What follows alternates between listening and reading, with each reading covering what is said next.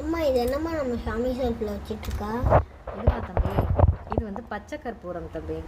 பச்சை கற்பூரம் அப்படின்னா என்ன, சாமிக்கு ரொம்ப உகந்தது, பெருமாளுக்கு ரொம்ப உகந்தது தம்பி. இது வந்து நம்ம வீட்டில் வச்சுருக்கோம் அப்படின்னா மகாலட்சுமி வீட்டில் வாசம் செய்யும் அப்படின்னு சொல்லுவாங்க. அதனால் வீட்டில் ஒரு மங்களகரமான இடத்துல எப்போவுமே பச்சை கற்பூரம் இருக்கிறது ரொம்ப விசேஷம். நிறைய வாசத்துக்கு இதை யூஸ் பண்ணுவாங்க.